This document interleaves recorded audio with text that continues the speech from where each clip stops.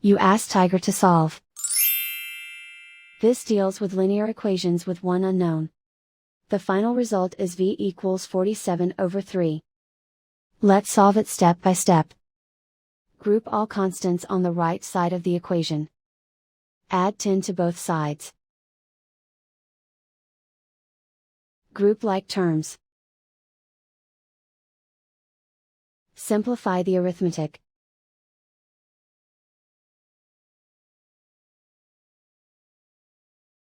Isolate the v. Divide both sides by -6. Cancel out the negatives. Simplify the fraction.